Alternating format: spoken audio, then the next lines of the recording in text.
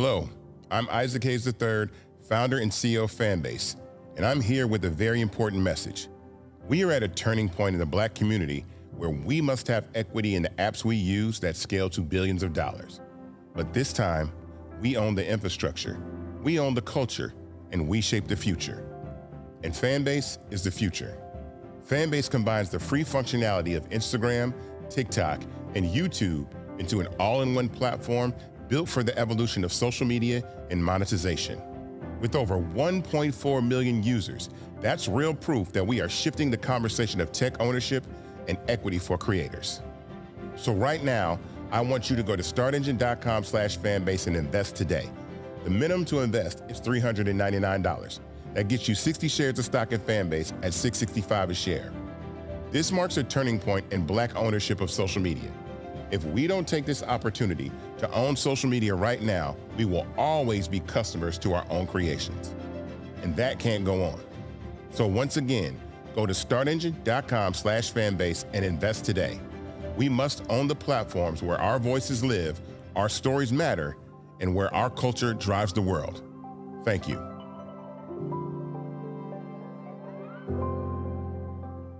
Folks, Black Star Network is here. Hold no punches. I'm real revolutionary right now. Support this man, Black Media. He makes sure that our stories are told. Thank you for being the voice of Black America, Roland. Stay Black. I love y'all. All momentum we have now, we have to keep this going. The video looks phenomenal. See, there's a difference between Black Star Network and Black-owned media and something like CNN. You can't be Black-owned media and be scared. It's time to be smart. Bring your eyeballs home. You dig?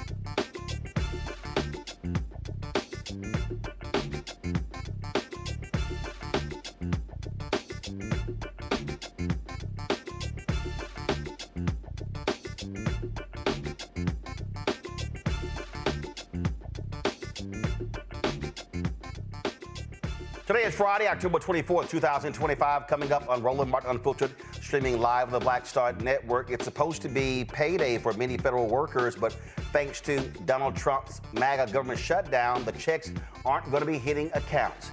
New York Attorney General Letitia James makes her first court appearance, pleading not guilty to federal mortgage fraud charges and vows to fight back against the twice-impeached, criminally convicted felon-in-chief Donald Trump's political hit job.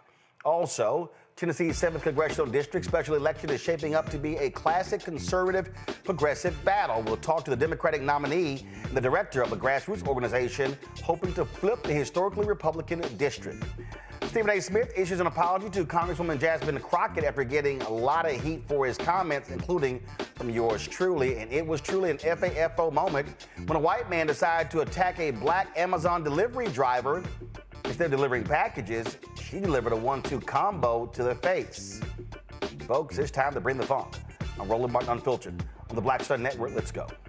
He's got it. Whatever the miss, he's on it.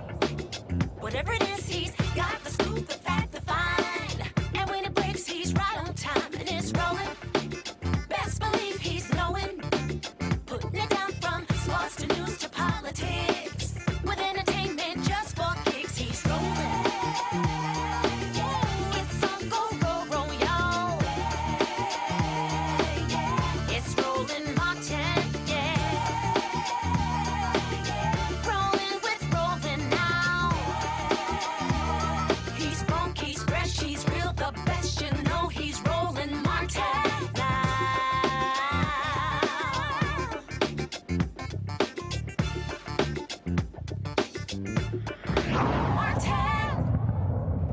Folks, day 24 of the government shutdown, and for families across the country, especially federal workers, today it hits hard. It's the first missed paycheck since the shutdown began, leaving more than 1.4 million civilian and government employees without pay.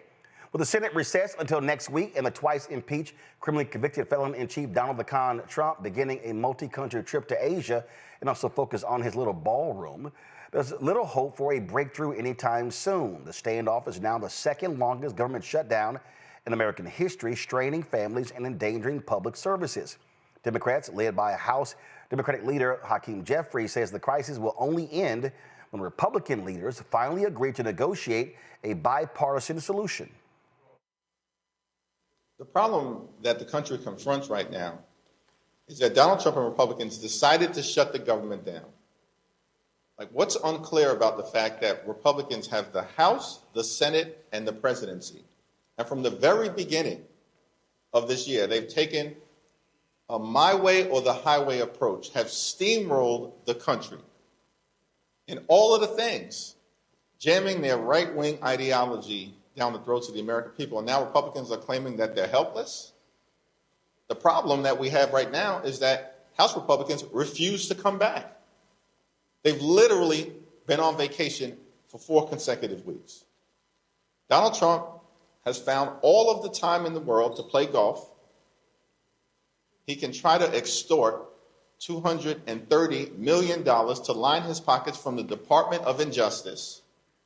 Somehow the Trump administration found $40 billion to bail out a right-wing wannabe dictator in Argentina, but can't find a dime to extend the Affordable Care Act tax credits in order to make life and health care more affordable for hardworking American taxpayers. And Donald Trump is demolishing parts of the White House in real time. Why? So he can construct some gaudy ballroom where he can be celebrated as if he was a king. All of this has been happening during the 24 days of the Trump Republican shutdown. But they can't find a moment to talk with Democrats to find a bipartisan solution forward to reopen the government and to address the healthcare crisis that they are inflicting on the American people. That's why we find ourselves in this situation, and we need Republican support for a bipartisan path forward in order to get out of this situation. James Peterson, columnist for the Philadelphia Citizen and host of every evening's WRD, and joins us right now. Also joining us is Michael Imhotep, host of African History Network show out of Detroit. James, I'll start with you. I mean, listen, what we are dealing with here is very clear, and that is you have Republicans who do not want the Affordable Care Act. They have hated the subsidies, and so what they have done, they have chipped away at this as much as they could, and so they're using the argument, oh, we don't want undocumented people getting emergency room service, and so emergency rooms have to serve anybody who comes through. But we know doggone well that's not the preponderance of the people who go to emergency rooms to get help. And when I have been saying consistently that this is a hill that Democrats should die on. They should not budge off of this. And if that means the government is shut down for 2, 3, 4 months, so be it, because health care is that important to the American people. Yeah, Roland, you've laid it out pretty clearly here, and Representative Minority Leader Jeffries also made the case crystal clear, I think, for the American people. I mean, this is a conundrum, right? Because a government shutdown does have a disparate impact on the African-American community. Roland, you know this, but Black women make up 6% of the United States workforce, 12% of the federal workforce. SNAP benefits will not be available to 2 million Pennsylvanians starting right now for the month of November, and that's going to cut across the swath of these United States. And so there will be real pain that people will experience from this shutdown. But I believe that the Democrats have made a decision. They are going to die on this hill. And here's what's interesting. People have been clamoring and asking for the Democrats to be the oppositional party. This is what the opposition looks like, but it's a conundrum because it is painful. It has disparate impacts on the most vulnerable communities in this country. But making this decision makes sense from my perspective, because when you think about, what is it, how many votes were there in the last, it was 60, 70 times they tried to end the Affordable Care Act. It was McCain with his thumbs down gesture that prevented their last. They have been chipping away and trying to dismantle this for forever. And just so people understand, Roland, what they are trying to protect are the dollars of billionaires to buy yachts and private planes. That's what those tax subsidies essentially represent, right? The tax credits and subsidies take a little bit of money from the wealthy to subsidize middle-class Americans, working-class Americans, to make healthcare affordable for them. And the tsunami that the Democrats see is that if folks are not able to re-up here in November, if those tax credits and subsidies are not available, these are the things that make the Affordable Care Act affordable. If that's not available to people, we're going to be dealing with a much bigger crisis than we understand right now, 25 days or so into this government shutdown. And again, what people have got to understand here, when we talk about healthcare, literally people dying. You have rural hospitals shutting down. We've seen this before. We saw what happened before when they did not have any Medicaid expansion, hospitals shutting down in North Carolina and other places. And guess what? People who had a health emergency could not travel some 65 miles away, and they were dying. This is literally a life and death issue. Yes, it is. And again, it's shameful that listen, the Republicans control the House of Representatives, the Senate, the White House, the Supreme Court, many of the state legislators that did not accept the Medicaid expansion, Roland. Many of the state legislatures that did not accept the Medicaid expansion are Republican state legislators. They control government, but they will not take accountability for this moment and this shutdown, again, even as it has a disparate impact on our community. Once again, Black women specifically have to bear the brunt of advancing the cause of cultivating and preserving this very fragile democracy. But this is the right hill for this iteration of the Democratic Party to stand on, because again, healthcare impacts everyone. If you think you have private healthcare from your insurer or whatever, you have to understand if ACA goes away, your premiums go up. If more people are seeking health care through urgent care and emergency medicine care, your premiums go up. So this impacts everyone. There will be millions of Americans who can't afford health care if these subsidies are not renewed, but it will ultimately impact the entire system. Well, you know, I look at these people who complain. Let me pull this tweet up. So, just moments ago, you know, you got Ted Cruz. He tweeted this idiot We're tweeted paying this. for his health care, Roland. Right. And so this one guy posted how average U.S. family health insurance went up. And this guy said, go to my iPad, Henry. So he says in 1999 it was $6,000. And then in 2025, he claims it's $27,000. So this is what he's claiming. And so Ted Cruz goes, this is what Obamacare produced. Meanwhile, health insurance company profits have doubled. Some of us told you this was exactly what was going to happen. I'm sorry. Can you show me any evidence where Senator Ted Cruz, as well as the Republicans, are trying to stop health insurance companies from doubling their profits? I don't see it. You got Donald Trump, who wants to roll back the prescription drug benefits. They fought lowering the price of EpiPens. They fought $35 insulin. So I'm sorry, I'm not buying their BS. Roland, your disgust is appropriate here. How can we have a conversation with Senator Ted Cruz? We're paying for his health care, right? And he's trying to tell us about how some of the most vulnerable communities are experiencing the costs of healthcare. It is true that the American healthcare system is expensive and not efficient enough. There are a lot of reasons why that's the case, but people don't want to have this conversation, Roland. The reason why our healthcare is expensive and not efficient and effective enough is because there's no public option.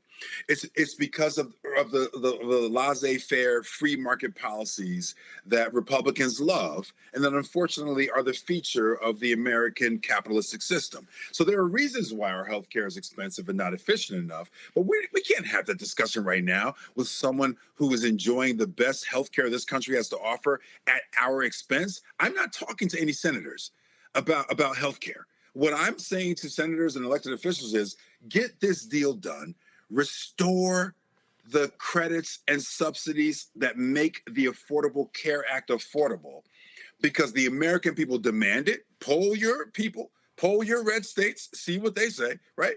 They demand it, and without it, this fragile healthcare system, never mind our democracy itself, this fragile healthcare system will be in jeopardy. So what are your callers saying about your U.S. Senator John Fetterman? This is from a media item right here. John Fetterman has been urging Republicans to use the nuclear option to reopen government.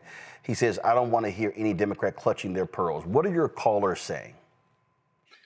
I can't repeat exactly on your program what my callers have been saying in the comments about Senator Fetterman, but I think he will have a very, very difficult time. No, actually, you can say it on my show because I don't have FCC oversight, so we're good. I take it they're pissed. They are more than pissed, Roland. They feel betrayed by Senator Fetterman, and this has happened too often. They're feeling shades of the Bernie bros who showed some of their racist colors at times in certain elections, right? And I love Bernie Sanders, but you understand that there are leftists. There are people who pose as leftists, who are ultimately ideologically more aligned with right-wing politics. Senator Fetterman has availed himself as such. He has essentially caucused with the Republicans. I do not believe, and I have an open invitation, Roland, for you to come on my show. Please come on my show, Roland. But an open invitation for Senator Fetterman to come onto my show and speak to his constituents, his Black constituents, on the platform of WRD. That is open to him. We have asked out. Please come on and talk and explain, why you are convening with President Trump. Explain why you are caucusing and voting with the Republicans at the senatorial level. I do not think that Senator Fetterman will be able to launch a re-election campaign as a Democratic representative in the Commonwealth of PA. Maybe he can do it as an independent. Maybe he can do it as a Republican. I don't think he'll be able to do it with the support of the Black community.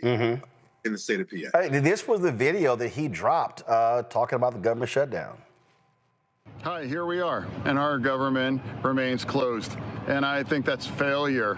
And I'm the guy that's going to consistently vote for country over party. I'm always going to vote for paying our military over the party. I'm always going to vote for paying the Capitol Police over my party. And I'm going to continue to fight for the 2 million Pennsylvanians that depend on SNAP to feed themselves. And I'm also going to fight for the same 400,020 Pennsylvanians that depend on those tax credits to make health insurance more affordable. Two things are true, and now we can fight for all of them as long as our government is open. My vote is going to remain firmly on keeping our government open, and I'm going to continue to fight for all of those Pennsylvanians that I'm honored to represent here. So I'm confused. How are you going to fight for the subsidies if Republicans want to get rid of the subsidies? Roland, with all due respect to Senator Fetterman, those comments are made in the context and spirit of good faith.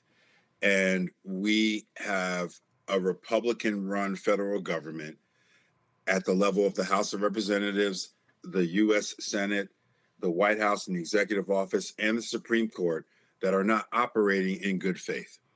And so it's okay. It sounds good. That's a great video, Roland. Thank you for playing it.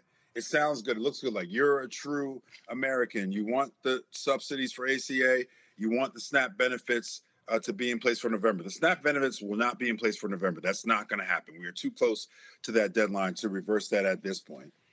But you think that your colleagues, your Republican colleagues at the Senate, are prepared to actually negotiate on the tax subsidies and credits that make the Affordable Care Act affordable, then you're not paying attention. They want their lobbyists, the wealthy folks that they represent, the oligarchs, the plutocrats, the tech bros that they represent, to be able to get their next yacht or their next plane. They have chosen that over healthcare for millions of American people. You have to say that in your video, Senator Fetterman. You know that, Senator. He knows that, right? So you have to say that the interests of one particular party that Senator Fetterman is essentially caucusing with is invested more in the tax credits and tax relief for the wealthiest corporations and people in this country, as opposed to the tax subsidies that make the Affordable Care Act affordable for millions of Americans and American families in this country. Well, here's a perfect example. He goes on News Nation and he's talking about how News Nation? Yeah, he goes on News Nation because, first of all, it's amazing. I find it interesting that he can't find time for WRD, but I'm literally going through clips. Go to my iPad. Let's see here. He's on News Nation. He's on Fox Business with that nutcase Maria Bartiromo. Here he is on Fox News with Sean Hannity. Let's see here. More Fox News, Fox News. Roland. Hey, wait a minute. I got to get one. He was on Mike Lindell TV. Mike, the My Pillow dude. I know. And listen, the Lindell TV is one of the few press organizations that now have access to the Pentagon, Roland. Okay? But listen. Here's how Senator Fetterman is a little bit like a black conservative. A black conservative understands that there is a lot of media attention, there is a lot of resources, a lot of lobbying dollars, a lot of opportunity, access, if you espouse whatever the views are of the right-wing Republican Party. Now, those views change, by the way. They're not consistent. The Republican Party that we're dealing with right now, Roland, as you know, is not the Republican Party that was around 20 years ago when we were engaging them and debating them, right? This is a different party. But if you subscribe to them, if you are a black face, or in the case of Senator Fetterman, a Democratic face that caucuses with them, then you will have unlimited appearances on Fox, on Lindell TV, on News Nation, on whatever right-wing network you want to be on. You'll have access to the Sinclair network. They will talk about you in conservative publications. They'll write you up on Fox. They will tokenize you if that's what you want. Roland, let me tell you something. Roland, Roland, congratulations on everything you've built here. This network, your show, right? If you wanted to become a billionaire, You can switch sides right now, Roland. I've said that many times. If I right now, with my skill set, absolutely. Please, it wouldn't even, I would have Republican billionaires throwing money at me if I chose to be a Brandon Tatum, Candace Owens, any of these people. That they would be lavishing me with all kind of stuff. Throwing money at you. You'd never have to raise money again. You'd have to ask money for money again. You're not going to do that. You're a principled person. I'm just saying so people can understand the dynamics of the marketplace that we're in. We're in a political marketplace where money still unfortunately drives and controls ideology, and under the current administration, it drives and overdetermines policy. Yeah, it's as simple as that. Let me go to a quick break. I want to come back. I got a couple more questions I want to ask you. Go to a quick break. We'll be right back. Roland Martin Unfiltered on the Black Star Network. As a pastor, I hear a lot about trips to the doctor, bills piling up, jobs being lost. So as your delegate, I went to work writing laws that protect families, helping parents care for their disabled children, capping insulin costs, lowering prescription prices, and investing in our police and schools. I'm Josh Cole, and as your delegate, I'm working to keep us strong and safe. What's up? It's your girl, Tamika D. Mallory, and you are watching the Black Star Network.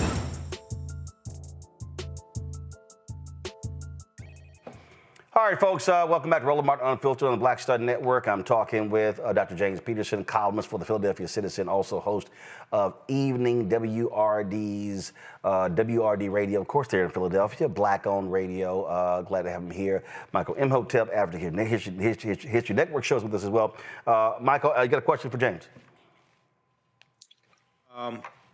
One thing that I wanted to know, Dr. Peterson, is for your listeners there, how are they perceiving the Democrats staying strong and doubling down on not giving the votes to reopen the government without the concessions for ACA subsidies as well as Medicaid?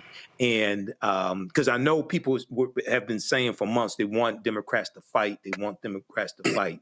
So I was wondering, how are they perceiving this? Excellent question, good brother. I appreciate it. I want to take a moment just to applaud the political courage of my audience. You know, I speak to a largely Black audience that skews a little bit older. Roland, very familiar with my audience at Evening Words on WRD. They love you, Roland, as you already know. The thing is that, so let me give me a minute here. So you all both know that the Social Security Administration has put in place a migration away from paper checks to everything's going to be electronic transfer. For my audience, that's a big deal, right? And so under the terms of this federal government, where they're shedding SSA workers, shedding federal workers across the board, a government shutdown is very pronounced for the listeners of Evening Words on WRD. It's very pronounced for Black folks of a certain demographic and a certain age across this country. But they are absolutely standing behind the Democrats in this moment because they believe, and they've been asking and wanting for a stance. They've been asking and calling for and demanding in some ways an oppositional party in this moment. That's different from the Democrats. They want someone to formulate and cultivate an opposition. And so they see this shutdown as such. The sad part is that the people who have to sacrifice the most in the shutdown are the ones who are most committed to it because they understand what's happening to this democracy. They understand what's at stake in terms of healthcare and the ACA. They understand what's at stake with a president who will literally demolish the East Wing of the White House in a blink of an eye without any quarter or any balance or check or whatever, to create a $300 million ballroom in a moment where people can't afford ground beef. Right. Yeah, I mean, but again, it goes to show you what priorities are, and the thing that I need people to understand, what is going on here. the Republicans are running scared. The reason they're trying to gerrymander, oh my God, because they're running scared. Look, you're there in Pennsylvania, and I need people to understand. Talk about, this is why I want to bring you back, the upcoming Supreme Court races. Because Republicans have been pissed off with the Supreme Court in Pennsylvania because of what happened during COVID. They even at one point tried to go to single-member judicial districts so they could, because they didn't want statewide, because they wanted to be able to elect all of these right-wingers outside of Philadelphia and Pittsburgh and the suburbs. And so what people need to understand here is why I keep emphasizing Supreme Court. I need black people in Pennsylvania voting like crazy to make sure you have common sense people on that state Supreme Court, because again, what could happen in Pennsylvania would happen in Ohio. You had progressives who were on the Supreme Court who made consistent rulings about everybody being able to vote. Then the right wing took over and they have been jamming through everything. If that happens in Pennsylvania, you're going to see hell break out like we're seeing in West Virginia, North Carolina, in Ohio. Every place where the Republicans control the Supreme Court, they have basically run roughshod in the legislature. Roland, you've already very well articulated and laid out the political terrain of this election. I do want any Pennsylvanian listening to your program to come out and vote. I can't endorse candidates, as you know, but I do want to make it very, very clear what the situation is around Pennsylvania's state Supreme Court. There are 3 democratically affiliated judges on the Pennsylvania State Supreme Court who are up for what's called a retention vote. It's an up or down vote. Yes, we retain you. No, we do not. Now, I just want to be clear about the logistics of the Supreme Court. Number one, if you do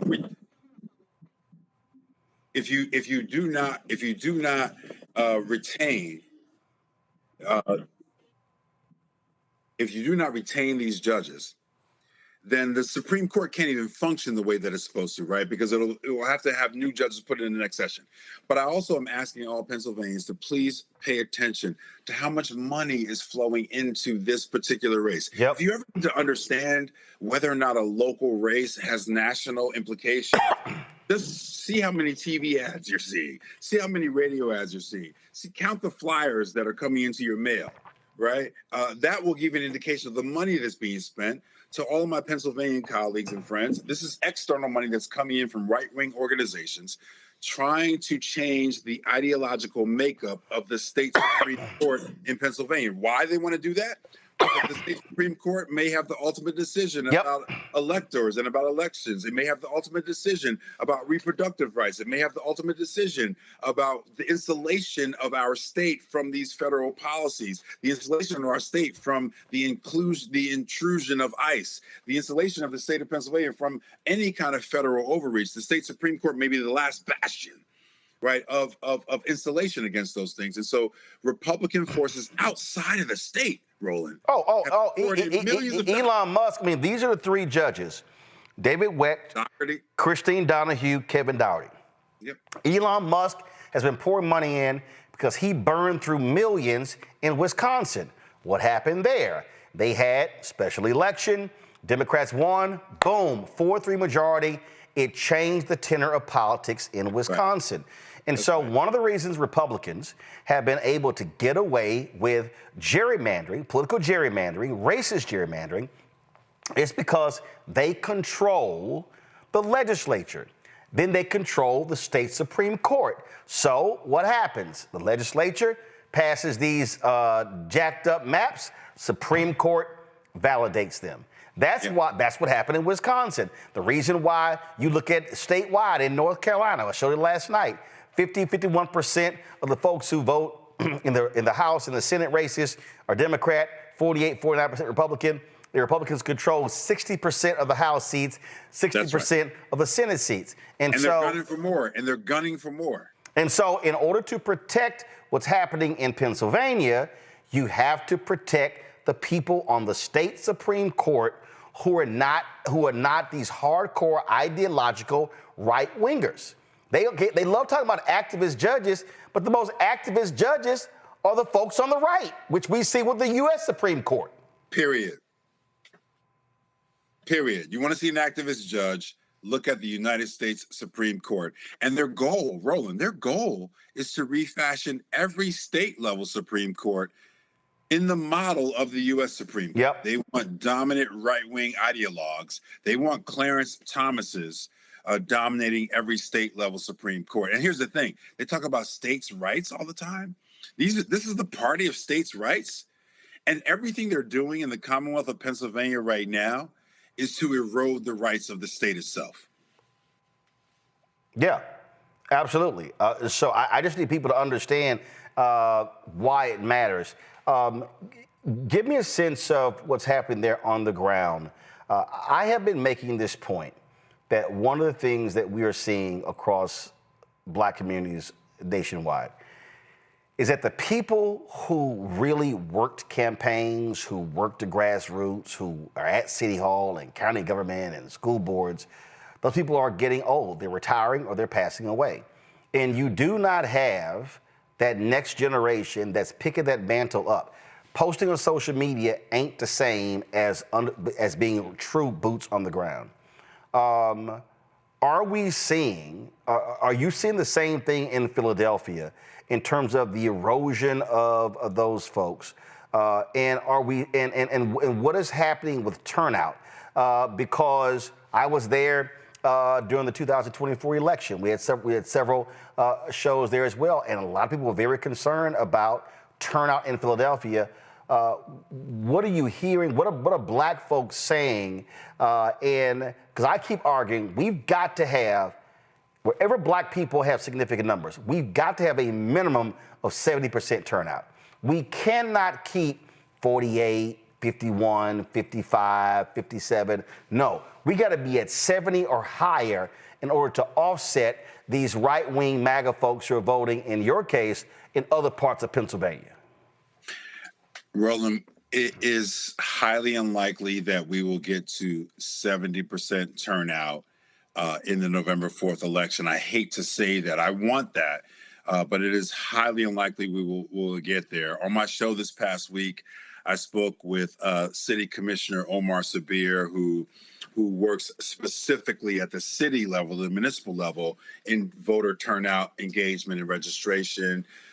His goals are more around 20%, and for him, those are lofty goals, Roland. Whoa, stop. Whoa. You said 20? Yes. Now, that's not Black folks. That's 20% turnout of registered voters in Philadelphia. And those are lofty goals, Roland. I spoke with Angelique Hinton, who runs an organization called PA Youth Vote. And she's engaging young people and getting young people to come out. And there's a misalignment, Roland. Like, young people who are entering in and who are excited about voting are very much interested in things like racial justice, right? They're interested in things that were formative for them when they came of age, like George Floyd. Unfortunately, we're in a moment where those ideas, those concepts are being dismissed in American electoral politics. So there's a little bit of a disjuncture between young folks who want to get into this process and what people are actually talking about and what's at stake. But what I don't understand is that I keep saying this. You can't want policy changes if you don't vote for the politicians. This is an article right here from May of this year. Low voter turnout for local Philly elections cause for concern. Only 3 districts in Philadelphia achieve more than 25% voter participation. Only 3 more than 25%. So 75% of the folk didn't turn out, but I guarantee you the bitching and moaning is much bigger than 25%. It is. And people have a right. People have the right to exercise. Here's what I would say. What I want in Philadelphia, in Pennsylvania, and across this nation is a set of parameters and ideas that make our democracy more accessible and more inclusive. I want to start here. And I asked the commissioner about this, and I'll talk to any elected official in Philadelphia about this. Why not just give everyone the day off on election. Do it at the municipal level. Do it at the state level. Give everyone the day off. At least then the state, the city, the community is saying this is important. Right. So that, you know what I mean? Let's do that. The federal government should do it as well. But until we get the federal government, let's do that. The second piece is that we have got to start to field candidates. If we're interested in cultivating and preserving this democracy, we have to field candidates that can engage people across demographics. Obama was great at that, but we haven't done a good job of fielding candidates that can do that. The thing, you can hate Trump all you want, but he appeals to a wide range of demographics for a variety of reasons, but he cuts across different demos and regions and age and race and all those things. You have to field candidates like that because that's what the electorate looks like.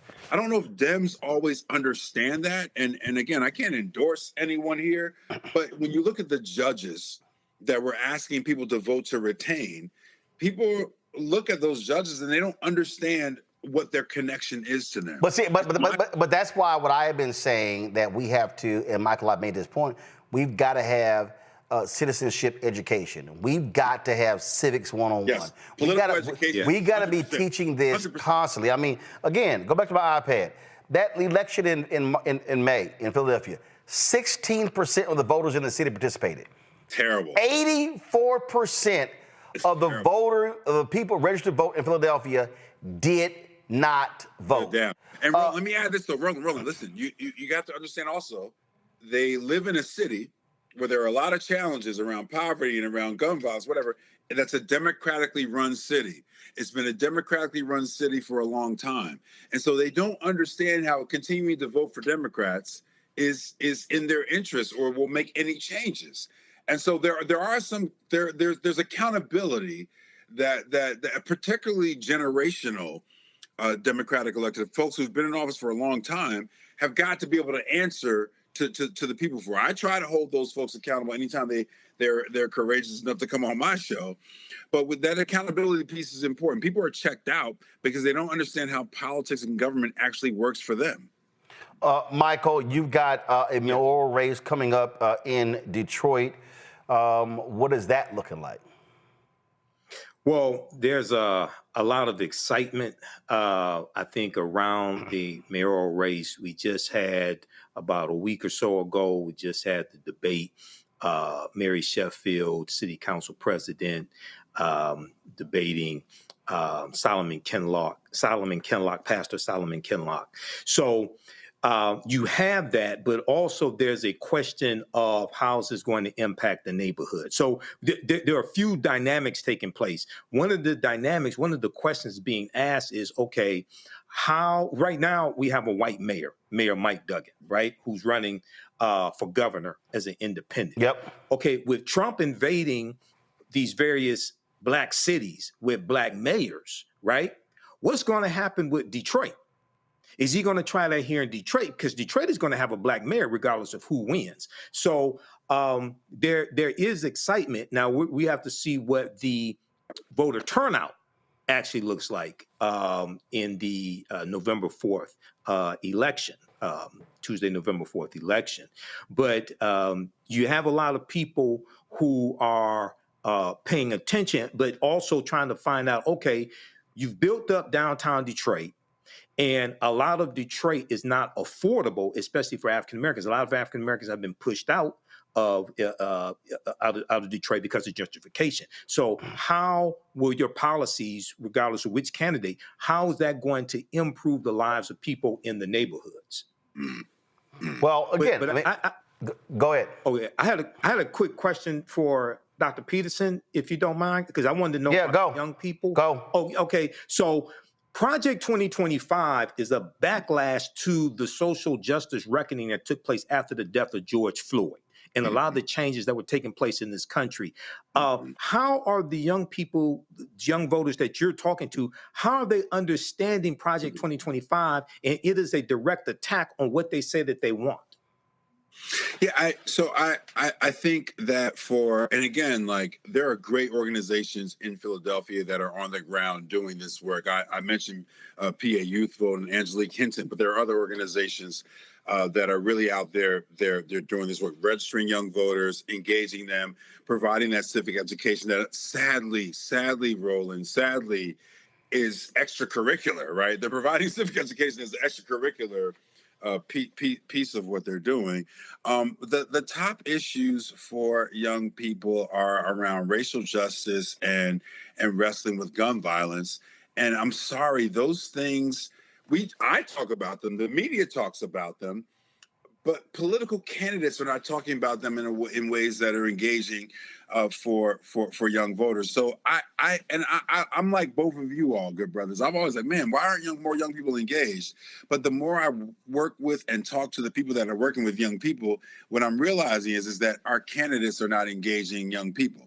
Our candidates are not talking about the issues that matter to young people. They want to talk about funding of their schools. How do you end gun violence? And how do we really get to some racial equity and racial justice? And those simply are not the issues that are at the fore of this cycle in coming up in November 4th. And sadly, they were not at the fore in 2024 from their perspective. And so I want to try to bridge that gap a little bit.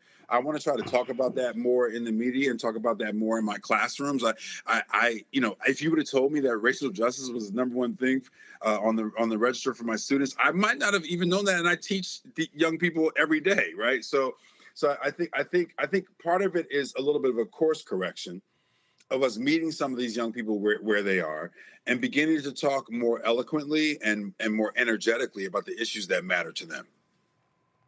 Well, I think one of the things that that we have to concede is that, and I say this to young voters, politicians are going to talk to the people who turn out. Yep. It's a terrible. Listen. I'll never forget. There was some folks, some young folks came to Congressman Jesse Jackson Jr. when he was in Congress in Chicago. They were like, "Man, if you don't do this, we gonna vote you out." He said, "All y'all can kiss my ass." He said, "Because you ain't voting." He said, "Let me tell y'all something." He said, "You see that building right there?" And he pointed. There was a high rise in Chicago that was senior citizens. He said, "They all vote." He said, "Let me tell you something right now." He said, "Election day, they're gonna be in their rockers." He said they're gonna be in their walkers. They're gonna be in their scooters. They're gonna be on crutches. They gonna vote." He said, "When y'all asses start voting," he said, "they don't listen to you." Now I know somebody listening to me right now said, "Man, that opposition that you." People talk to people. That's why there's a thing called registered voters, likely voters. Okay? They'll talk to likely voters. And what I am saying to black people in Philadelphia, black people in Detroit, black people in the state of Mississippi, black people in Houston, places where we have lots of black people, if we understand that when we hit certain benchmarks, if you are dissatisfied in Philadelphia, the surest way to get a politician's attention is to vote their ass out. Because what's going to happen is going to be a domino effect. It's going to be like, oh, shit, what just happened? Because folks turned out. But if you check out of a process, you're guaranteeing you will never be heard. You will never have your issues addressed. I mean, it comes down to numbers. This is very simple. You can shake up politics by voting somebody out, and that's what has to happen. And so what I keep saying to our people, we can't, listen, we can talk about gerrymandering, which we absolutely are fighting. But when we start talking about citywide races, countywide races, statewide races, ain't no gerrymandering. Right. It's turnout.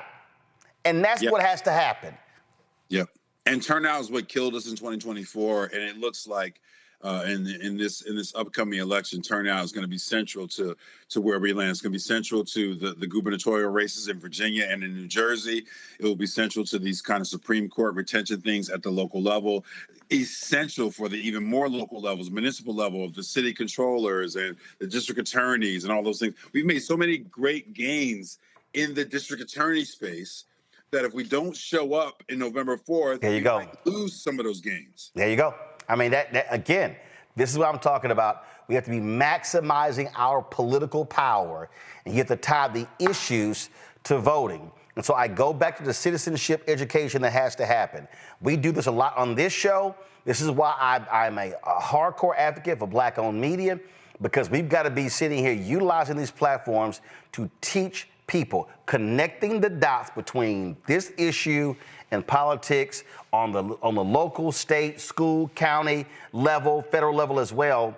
Because a lot of people, and I'm talking about, I've had conversations with journalists, young journalists, who literally had no idea. I'm talking about had no idea why you have city, county, state, federal, and understanding the dollars. I mean, I'm telling you, I need people watching. This is real. What is happening right now is 100% real.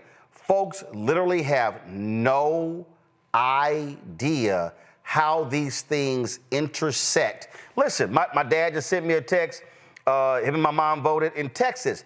There are 17 constitutional amendments that are on the ballot on November 4th. 17. So if you're in Texas, Texas has the largest number of eligible Black voters than any state in the country. It's like, hey, what are those constitutional amendments? This is what I'm talking about. And a lot of us simply aren't understanding what's going on. Well, I mean, Roland, we are where we are right now because of ignorance. With the creep of autocracy and fascism, the rule of the plutocrats and the oligarchy, the kind of rampant rampaging from the executive office that we're experiencing on a daily basis right now. We're 10 months in and it feels like 10 years, right? The reality is that if you want to figure out what the bottom line is, how we got here, it's ignorance. And there are too many ignorant people for whom we need to develop a program of political education. Now, yes, some of those folks are in our community, but a lot of those folks are not in our community, Roland. There are a lot of people who are ready and willing to vote against their political interests. If you try to raise the specter of where we are now, like, hey, you voted for this guy because you wanted him to get out of wars. Look at all the wars. You voted for this guy because he said he's going to bring down the prices. Look at all the prices; they're still going up. You voted for this guy because you thought he was going to run this government like a business. He's running it like his own personal fiefdom. But again, without political education. And without informing the electorate of this very, very fragile democracy at this point, I don't know how we get out of the conundrum and the challenges that we face right now. Well, one of the ways we do that is when we absolutely embrace, accept Black-owned media, people who are talking about news and issues. I don't give a damn about gossip. I don't care about other little nonsensical stuff. I don't. It's enough of that crap out there already.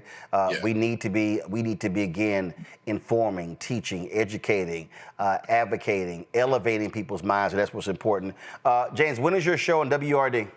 It is Monday through Thursday from 4 p.m. to 7 p.m. You can go to wordradio.com and check me out. We are on Facebook. We're on Twitch. If you're in Philly, just go to 900 AM or 96.1 FM.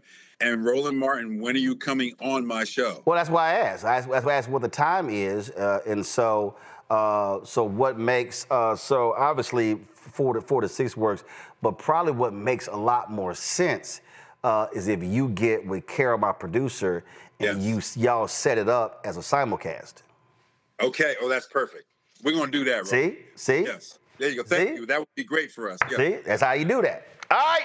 James, I appreciate it. Appreciate you. Thanks a bunch. Yep, thank you very much. Folks, these are the 17, so again, so let me be real clear. There are elections happening all across the country, okay? So you hear us focusing on races in Philadelphia, races in state Supreme Court races in Pennsylvania, mayoral race in Detroit, but there are elections everywhere. In Texas, these are the 17 constitutional amendments that are right here. So if you are a Texas voter, understand early voting is happening as we speak, and you should be voting on these constitutional amendments. I'm just going to slowly go up. You will see these 17 right here, and you have an understanding of what's on the ballot. These are constitutional amendments, meaning if it's yes, if these pass, then they go into the state constitution, which is a lot harder to change than anywhere else. And so I just want people to understand this is what's happening. If you, the guys at Bolts magazine, we do, matter of fact, let's see here. If you, let's see, Tennille, 1 second, I'll show y'all. If y'all go to Twitter, follow at TANIEL. It's called Bolts Mag. They have a breakdown, like right here, you say, November's almost here, so time to launch my cheat sheet on what's on the ballot this fall. So they have a whole breakdown of what's happening with local elections all across the country. So if you go to Bolts Mag, BOLTSMAG.com. So of course, you've got the governor's race in New Jersey. You've got the statewide elections here in Virginia, the governor's races. You got the mayoral election in New York City. You got Prop 50 in California. But you've got, and you see, go back to my iPad. You see right here, hey, Georgia, y'all have got some critical races there. The Georgia Utility Commission. And so check that out right there. You got mayoral races in Albuquerque, Detroit, Jersey City, Minneapolis, Seattle. City councils in Aurora to Spokane. You've got ballot measures. Right here, it said ballot measures could reshape how people vote in Maine and New York. Voters would directly weigh in on criminal justice via sheriff and prosecutor races, such as in Philadelphia, Seattle. You also have school boards in Colorado, Pennsylvania, and Texas. You got county referendums. You got bond elections, which determine how money is spent on parks, schools, and transit. And so, again, I want y'all to go to boltsmag.org, boltsmag.org, BOLTSMAG.org.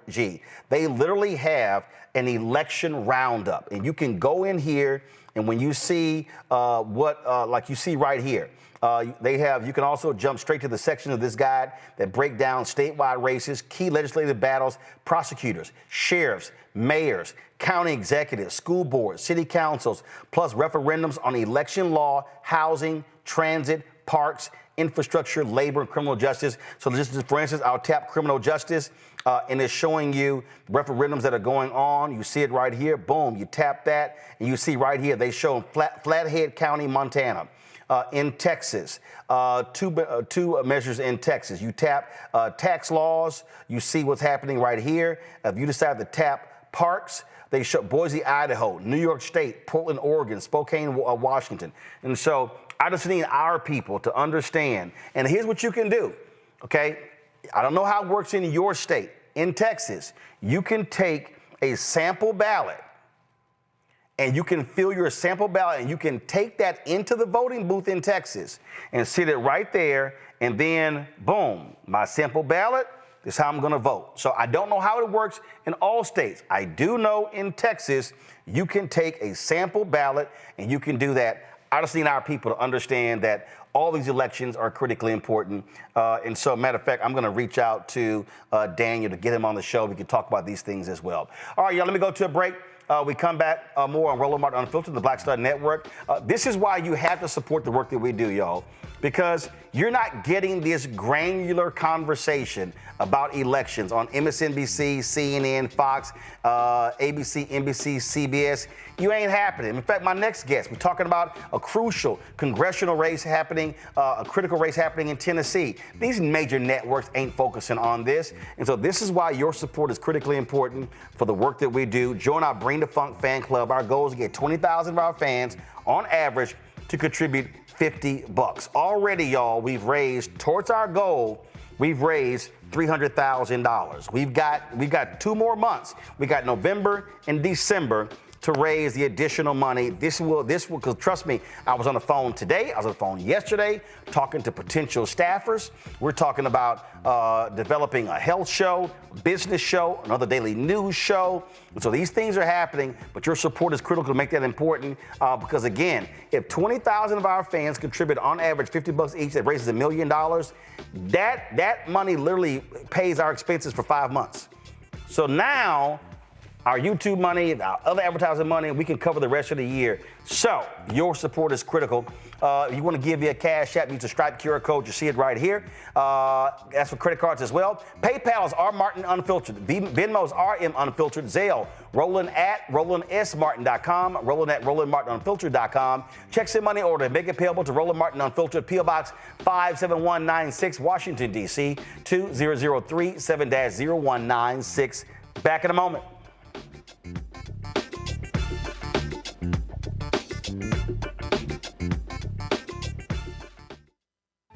As a pastor, I hear a lot about trips to the doctor, bills piling up, jobs being lost.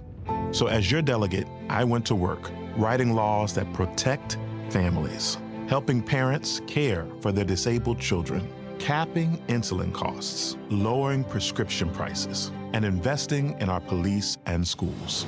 I'm Josh Cole, and as your delegate, I'm working to keep us strong and safe. Nicole Cole knows the cornerstone of a successful life starts here. Virginia Public Schools gave Nicole an excellent education. They helped her become a small business owner, family financial planner, mother, and community leader. Now, after 4 years on the Spotsylvania School Board, Nicole is running for delegate to meet the needs of all students. As our delegate, Nicole will fully fund our schools, raise teacher salaries, and help graduating students stay in our communities. Nicole Cole for delegate. For us, for our future. In the military, I gave orders, and they went a lot further than they do around here. If there's one thing I've learned as a mom and foster parent of more kids than I can count, investing in their future isn't a choice. In Richmond, I'll fight for Stafford's fair share for our schools. Smaller class sizes, better teacher pay, and more vocational training. I'm Stacey Carroll, and I'll fight to get our kids' future in order. Lil Thompson with winwithblackmen.org. You're watching Roland Martin Unfiltered.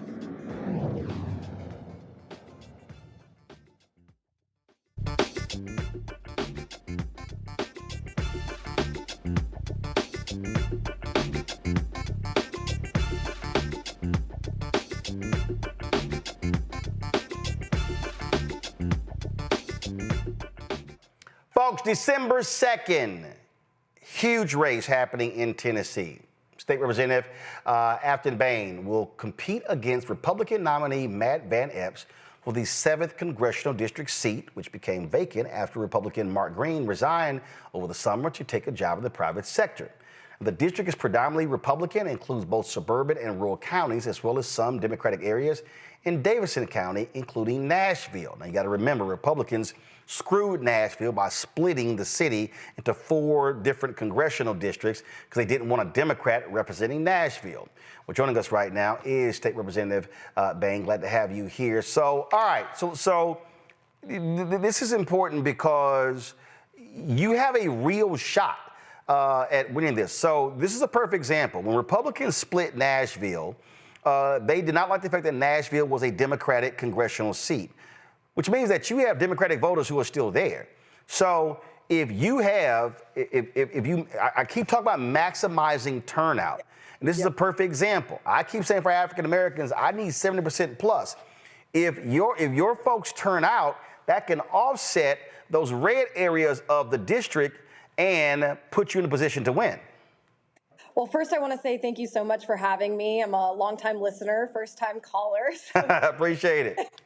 Excited to be here. But yeah, so as we know, the district was incredibly gerrymandered to dilute Black power from the district. And so, but what they did is they got a little bit greedy. And so they took the highest voting turnout precincts in Davidson County, which includes Black communities, coupled with all the way up to Fort Campbell at the Kentucky border, which includes Montgomery County, which is a purple county, and then all the way down to the Alabama border. And so because it includes 3 counties, Williamson, Montgomery, Montgomery and Davidson, which have a high turnout of Democrats, it makes this race really competitive. I'll also add that early voting totals for the primary election just showed us Democrats shy of 6,000 votes and catching up with the Republicans. And so, as you mentioned, this is absolutely a mobilization race, and I'm super excited to be the nominee. So I'm looking at this story here, and it said you won the Democratic Party primary by less than 1,000 votes earlier this month. And it says you attributed that to grassroots energy and not taking corporate PAC money. How do you communicate to the people in the district who just, man, she can't win. We resign. Republicans are going to hold it. How do you get people to understand that, yeah, the guaranteed way to lose if you don't show up? Yeah, I mean, as a community organizer in Tennessee politics for the past decade, I can tell you that I am the most jaded person probably in this state, but this is an opportunity of a lifetime, and it's an opportunity because special elections allow us to focus on the constituency that we would need to mobilize. And so our coalition to win is the coalition of the pissed off, of the disenchanted. If you think things are not working for you, then I am your candidate. If you feel just overwhelmed by the chaos of Washington and the cost of living, then I am your candidate, and I will fight for you. And I've been out on the campaign trail talking to people who voted for Trump, disenchanted Republicans, disenchanted independents, and then obviously our base is really mobilized. So this race is looking more and more competitive. You call yourself a pissed off social worker. Explain. Yes. Explain that.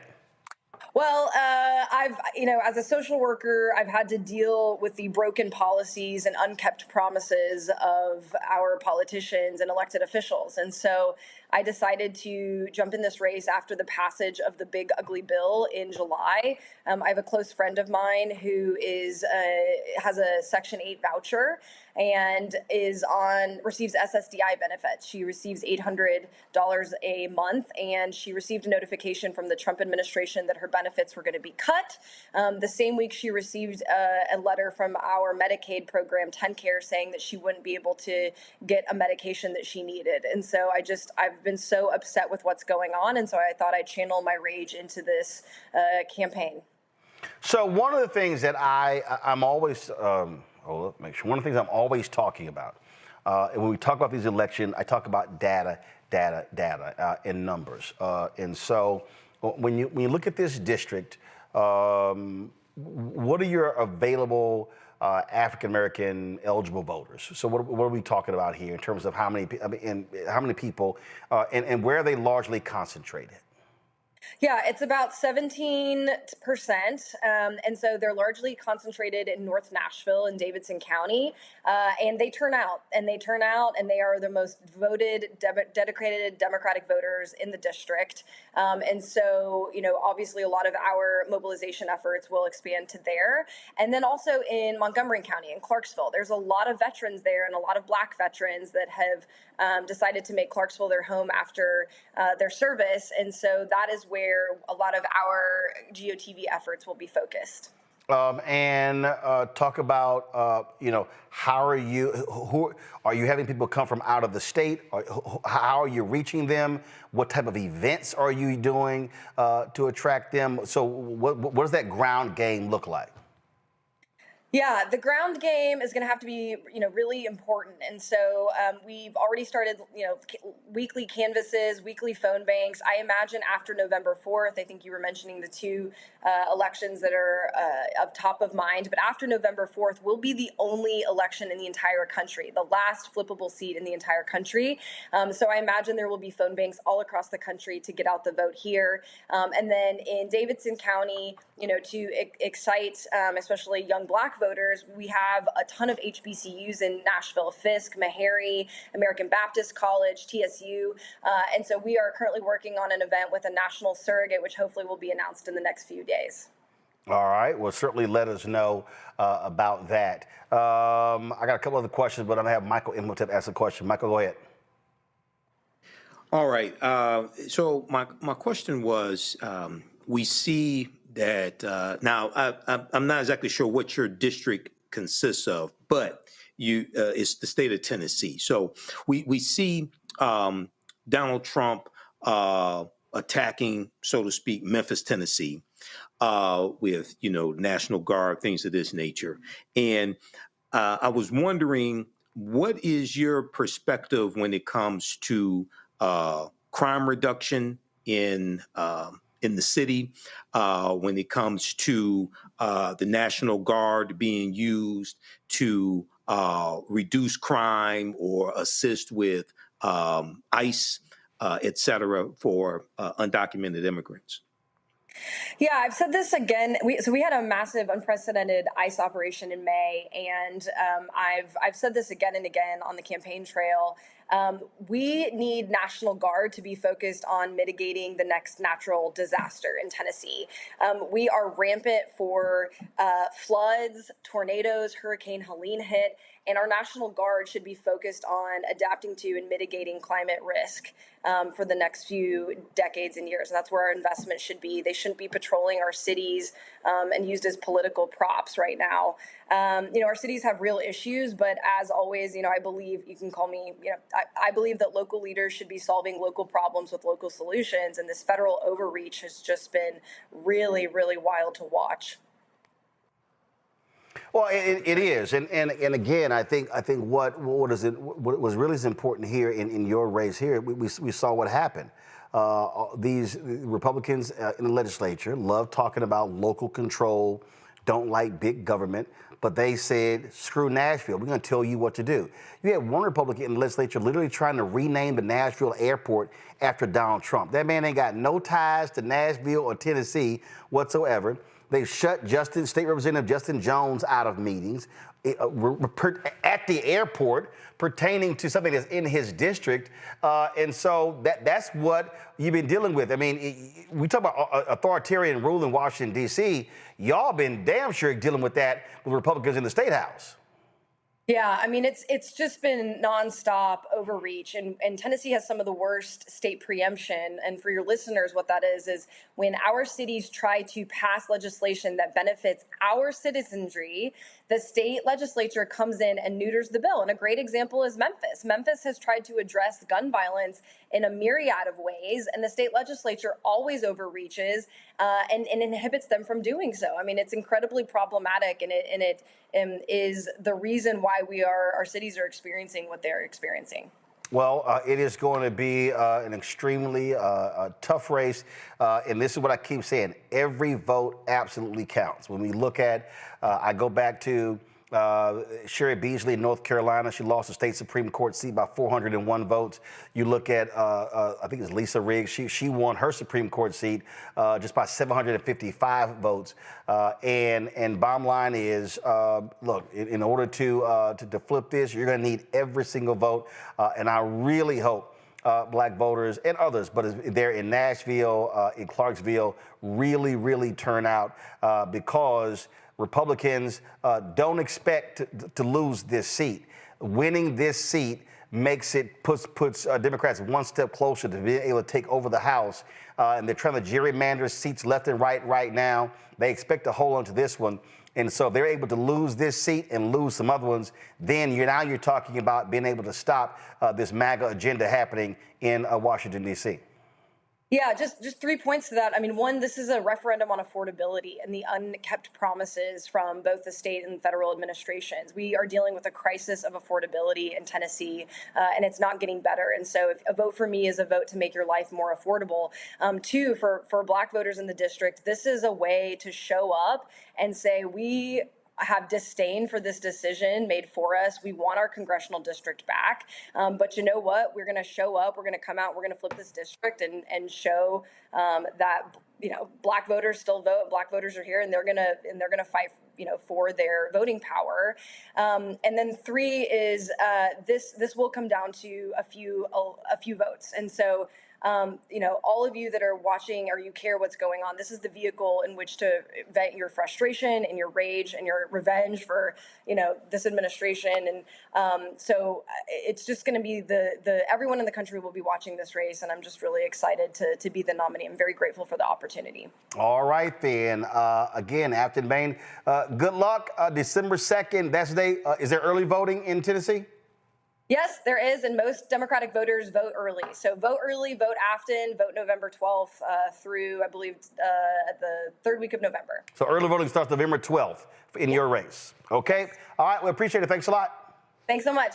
All right, folks. Again, y'all, it's voting. That's what it comes. I'm telling you, you cannot. All these people out here who keep saying, man, I'm not political, this stuff means nothing to me. There is nothing in your life, nothing, zero, that politics does not have a role in. Not a thing. Going to a break, we come back. New York Attorney General Letitia James shows up in court. We'll tell you what she had to say about these, trumped up, no pun intended, charges against her regarding mortgage fraud. You're watching Roland Martin Unfiltered on the Black Star Network.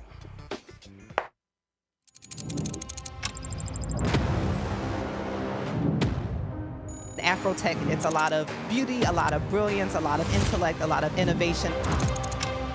Companies that are most diverse are more profitable. We're getting culture, we're getting community, we're getting the best of the best. And not only are we here to greet each other, but we're here to network and to elevate each other. Everybody from all the major tech companies is here, and that means that now everybody's in the same domain.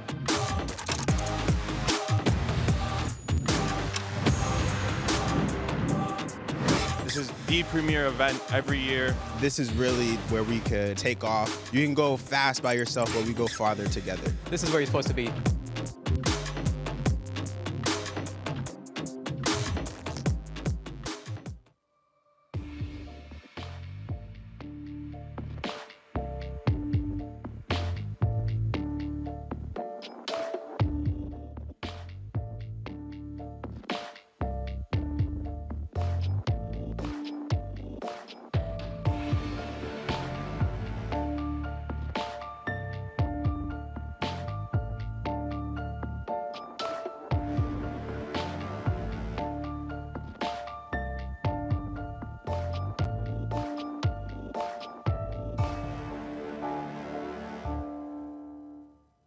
If in this country right now, you have people get up in the morning and the only thing they can think about is how many people they can hurt, and they got the power, that's the time for mourning. For better or worse, what makes America special, it's that legal system that's supposed to protect minorities from the tyranny of the majority. We are at a point of a moral emergency. We must raise a voice of outrage. We must raise a voice of compassion. And we must raise a voice of unity. We are not in a crisis of party versus party. We are in a crisis of civilization, a human rights crisis, and a crisis of democracy itself. And guess what? You've been chosen to make sure that those that would destroy, those that would hate, don't have the final say, and they don't ultimately win. This week on the other side of change. Book bans, anti-intellectualism, and Trump's continued war on wisdom. This is a coordinated backlash to progress. At the end of the day, conservatives realized that they couldn't win a debate on facts. They started using our language against us, right? Remember when we were all woke and the woke movement and all that kind of stuff? Now everything is anti-woke, right? When we were talking about including diversity, equity, inclusion, and higher education, now it's anti-DEI. All this are efforts to suppress the truth because truth empowers people. You're watching The Other Side of Change only on the Black Star Network. Hey, I'm Mark Mayoral, President and CEO of the National Urban League, and I'm watching Roland Martin Unfiltered.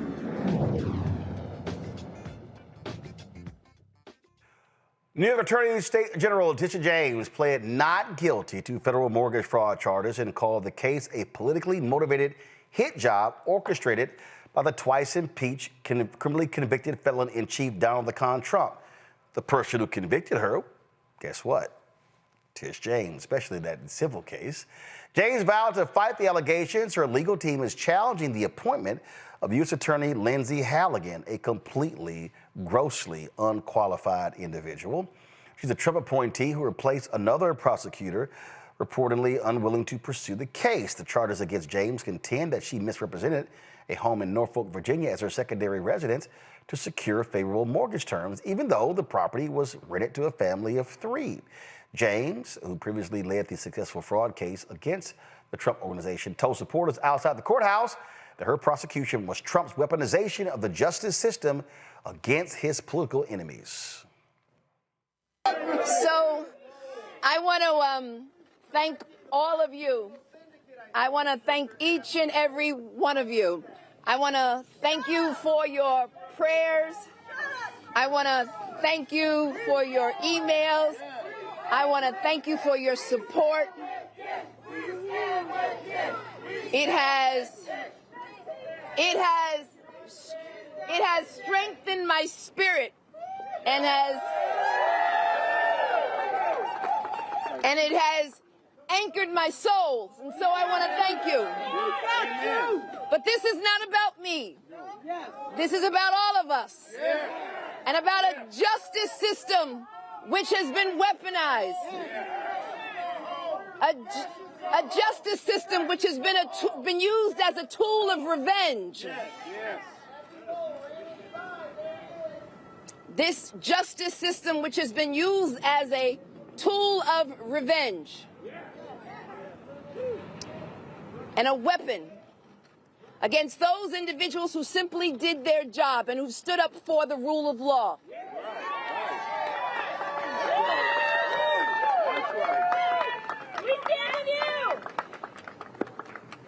And a justice system which unfortunately is nothing being used as a vehicle of retribution. But my faith is strong. And my faith is, I have this belief in the justice system, in the rule of law, and I have a belief in America and all of its individuals who have stood with me, not only in New York, but all across this nation. I've heard from just about every jurisdiction in this nation who have said, stand up and be tall. And never, ever cow down or back down or break or bend. So there's no fear today. No fear. No fear. No fear. No fear. Because I believe that justice will rain down like water and righteousness like a mighty stream. And I'm here to say that my work and my job and all that I do, all throughout my public career, I've stood up for the rights of New Yorkers and Americans, and I will not be deterred. And I will not be deterred. I will not be distracted. I will do my job each and every day, and that's why I'm headed back to New York, because there's work to be done standing up for the rule of law. God bless you and thank you all, and I appreciate you.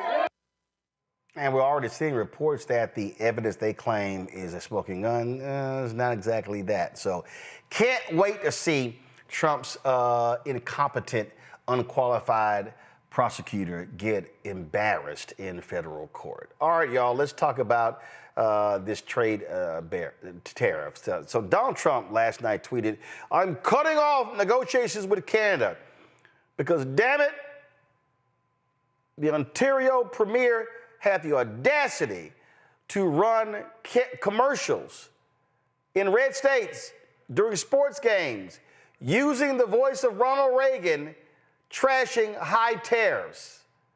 I love this ad. Roll it. When someone says, let's impose tariffs on foreign imports, it looks like they're doing the patriotic thing by protecting American products and jobs. And sometimes for a short while it works, but only for a short time. But over the long run, such trade barriers hurt every American worker and consumer. High tariffs inevitably lead to retaliation by foreign countries and the triggering of fierce trade wars. Then the worst happens. Markets shrink and collapse, businesses and industries shut down, and millions of people lose their jobs.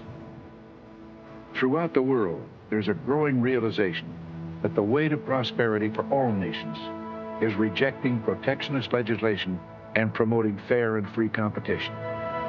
America's jobs and growth are at stake.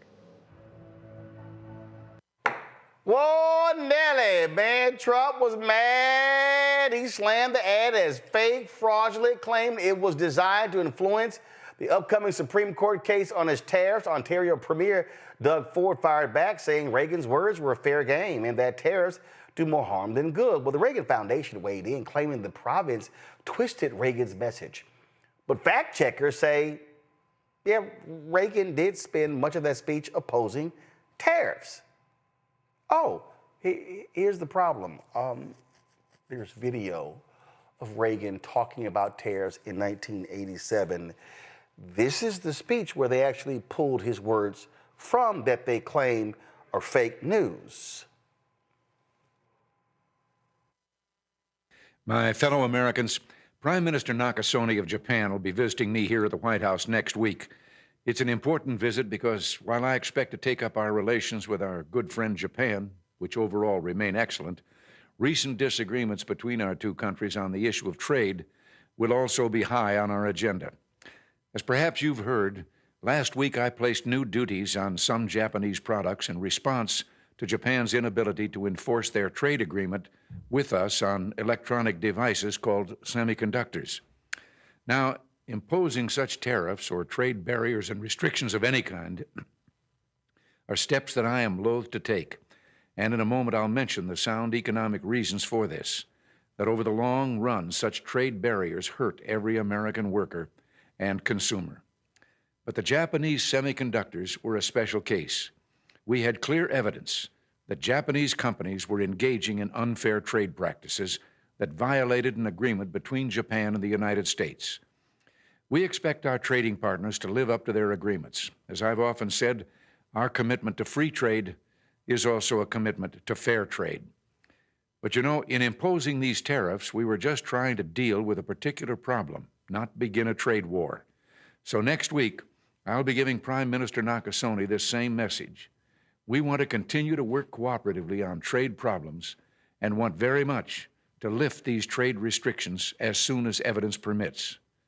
We want to do this because we feel both Japan and the United States have an obligation to promote the prosperity and economic development that only free trade can bring. Now, that message of free trade is one I conveyed to Canada's leaders a few weeks ago, and it was warmly received there. Indeed, throughout the world, there's a growing realization that the way to prosperity for all nations is rejecting protectionist legislation and promoting fair and free competition. Now, there are sound historical reasons for this. For those of us who lived through the Great Depression, the memory of the suffering it caused is deep and searing. And today, many economic analysts and historians argue that high tariff legislation passed back in that period, called the Smoot-Hawley Tariff, greatly deepened the Depression and prevented economic recovery. You see, at first, when someone says, let's impose tariffs on foreign imports, it looks like they're doing the patriotic thing by protecting American products and jobs. And sometimes for a short while it works, but only for a short time. What eventually occurs is, first, homegrown industries start relying on government protection in the form of high tariffs. They stop competing and stop making the innovative management and technological changes they need to succeed in world markets. And then, while all this is going on, something even worse occurs. High tariffs inevitably lead to retaliation by foreign countries and the triggering of fierce trade wars. The result is more and more tariffs, higher and higher trade barriers, and less competition. So soon, because of the prices made artificially high by tariffs that subsidize inefficiency and poor management, people stop buying. Then the worst happens. Markets shrink and collapse, businesses and industries shut down, and millions of people lose their jobs. The memory of all this occurring back in the 30s made me determined when I came to Washington to spare the American people the protectionist legislation that destroys prosperity. Now, it hasn't always been easy. There are those in the Congress, just as there were back in the 30s, who want to go for the quick political advantage, who risk America's prosperity for the sake of a short-term appeal to some special interest group, who forget that more than 5 million American jobs are directly tied to the foreign export business, and additional millions are tied to imports. Well, I've never forgotten those jobs, and on trade issues, by and large, we've done well. In certain select cases, like the Japanese semiconductors, we've taken steps to stop unfair practices against American products, but we've still maintained our basic long-term commitment to free trade and economic growth. So, with my meeting with Prime Minister Nakasone and the Venice Economic Summit coming up, it's terribly important not to restrict a president's options in such trade dealings with foreign governments. Unfortunately, some in the Congress are trying to do exactly that. I'll keep you informed on this dangerous legislation because it's just another form of protectionism, and I may need your help to stop it. Remember, America's jobs and growth are at stake. Until next week, thanks for listening, and God bless you. Man, the Reagan Library, y'all, literally put out this statement, just really upset and angry at this here. This is David. Go ahead and show it. The Ronald Reagan Presidential Foundation and Institute learned about the governor of Ontario, blah, blah, blah, blah, blah. They all mad, upset about the speech and saying it was improperly edited. Well, Trump acted a fool. So Ford has said now they're going to pause the ad after the World Series, saying it achieved the desired result. I love this, Michael. I love the fact that they're like, oh yeah, we gonna use your Republican martyr, Ronald Reagan, your North Star, his own words against you. And man, these Republicans, they really upset. Yeah. So I've been hearing a lot about this. You know, I live in downtown Detroit, so I'm like 5 minutes away from Canada. So we've been hearing a lot about this, and then Trump says he's cutting off trade negotiations with Canada over this commercial. Okay, so I mean, he's acting like a spoiled little child. But the ad, even though it's excerpts of Ronald Reagan's speech, it is accurate because Reagan was against using, tariffs like for long term. And then when he invokes the Smoot-Hawley Act of 1930, which exacerbated the Great Depression and made the Great Depression worse because it taxed over 20,000 imported goods coming into the U.S. They were trying to protect products for American-grown, farmers and American-grown products, but it made the Great Depression worse. Well, this is what Trump is claiming to do now, and you look at what's going on with the cattle ranchers and Trump trying to import in beef from Argentina, and the white cattle ranchers who voted for Trump are saying this is going to continue to hurt us. So it's like history repeating itself. So, this was a brilliant ad. This was a brilliant ad combining history and economics. And Donald Trump, once again, is outsmarted, and he wants to pack up all his marbles and run home like a little spoiled child. Yep, that's exactly what he is, a little spoiled child. So I love it. And let me tell you something, Canada ain't playing. The reason they got so many issues right now in Nevada and Las Vegas, because the Canadians are like, yeah, we ain't coming to Vegas. They ain't going to Miami. Right. They ain't buying no Kentucky whiskey. See, Donald Trump. And here's the other deal. Canada's like, we ain't got to deal with y'all. They're looking now to cut deals on trade with Asia, with Asia and other European countries. So they're like, yeah, player, we gonna show you. Right. So he gonna learn real quick what happens. World Series, Roland. Yeah. Yeah, but my point is, you're gonna learn real quick what happens when you force people to go find other partners because you think you're the only one. But the Los Angeles Dodgers are playing the Toronto Blue Jays in the World Series. Game 1 starts tonight. I get that. My point is, Canada is saying, since you want to act like a petulant child, we can take our business elsewhere. And again, China, Asian countries, and others, they're like, come on. And so Trump, you act a fool. Trump, FAFO, that's exactly what happened. Let me go to Illinois. Testimony continues in the Sonia Massie murder trial, where former Sangamon County, Illinois Sheriff Deputy Sean Grayson is facing multiple charges. An expert told jurors that Massie died from massive blood loss due to a gunshot wound. Deputy Dawson Fraley, who was Grayson's partner on the night of Massie's death, took the stand. He stated that he felt confused and, quote, not threatened when Massie exclaimed, "I rebuke in the name of Jesus." Fraley told the jury that he did not see or hear anything that would have led Grayson to draw his service weapon. He described being caught off guard by Grayson firing his gun, adding that the incident did not align with their training. Massie was killed on July 6, 2024, inside her home after she called 911 to report a prowler. Grayson is charged with first-degree murder and could face 45 years to life in prison if convicted. Prosecutors dropped the charges of aggravated battery with the firearm and official misconduct before the opening arguments took place on Wednesday. Folks, the Trump administration has discontinued litigation intended to address civil rights abuses against prisoners in Louisiana and individuals with mental illnesses living in group homes in South Carolina. I told y'all, they don't give a damn about civil rights. The Biden administration filed the lawsuits against the two states in December after the Department of Justice investigations found that they had failed to rectify violations despite years of warnings. Louisiana's prison system has kept thousands of incarcerated individuals behind bars for weeks, months, or even over a year beyond their scheduled release dates. The DOJ also accused of South Carolina of institutionalizing thousands of people diagnosed with serious mental illnesses. Since January, the Department of Justice, under the twice-impeached criminally convicted felon-in-chief Donald Trump, has dropped lawsuits related to racial discrimination, abandoned investigations into police misconduct, and terminated oversight of troubled law enforcement agencies. And some of y'all said that wasn't going to hurt us.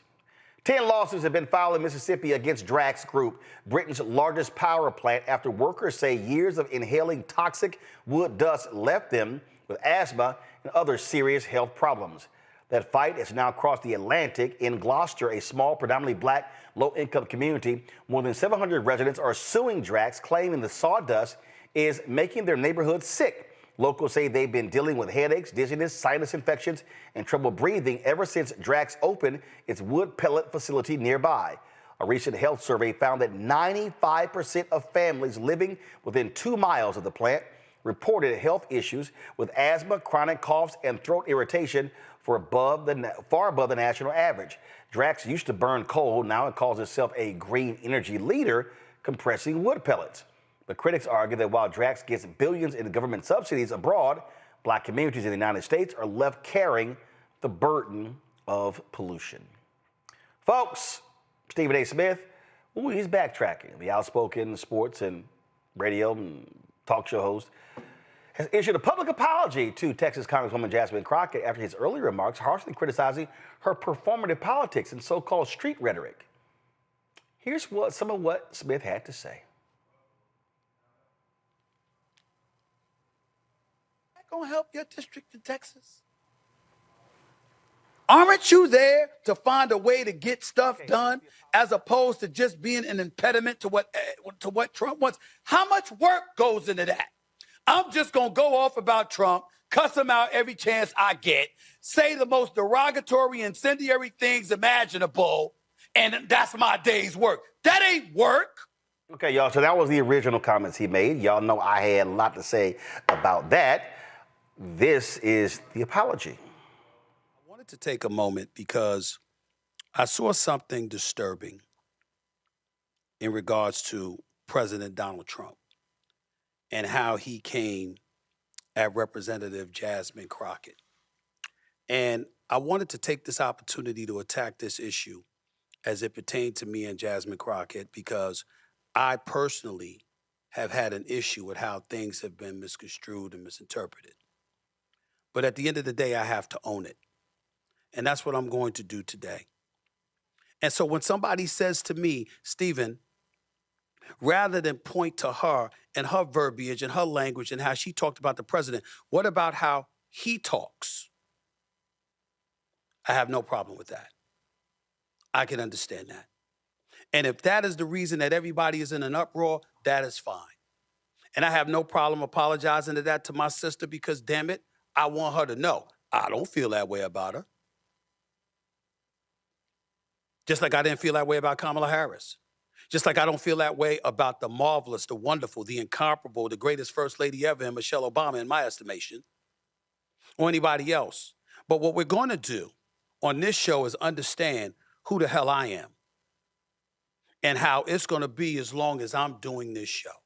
I have no problem apologizing if I'm wrong. I have no problem apologizing if I've made somebody feel a certain kind of way. But I'm going to challenge the legitimacy of what people come at me with when I think that challenge is warranted and deserved. If you came to me and you said to me that it came across as a bit dismissive, Stephen, you should have been more protective of her than that because look at how he speaks. Look at how they act on Capitol Hill towards her. I understand that. But when somebody tries to take that to accuse me of being disrespectful or in any way misogynistic, I'm going to push back on that because that's emphatically false. There's no truth to that whatsoever, and I'm not accepting that, and I'm not owning that. I can sit up there and I can look at Representative Jasmine Crockett. Do you know what I think she should be doing? I think she should be competing for the Senate seat in Texas or for the Attorney General spot because she's qualified. I personally think Kamala Harris should have ran for governor of California. I've said it for the record that if Michelle Obama was running for president, she would have beat Trump, in my opinion. I think she'd have done it. That's how I feel. But somehow, some way, it's never enough for some people out there. I understand. I would advise you to get over it or buckle up because I'm not going away. This is my show. I will say what I feel and I will do what I want. It doesn't mean I'm going to be insensitive. It doesn't mean that I don't care about our community. A matter of fact, most of the trouble I get in is because I care about our community. And the reason I'm bringing this up and the reason that I'm willing to attack this subject, because this really ain't about Jasmine Crockett. I respect her. I wish her nothing but the best. I was simply asking a question. That's all.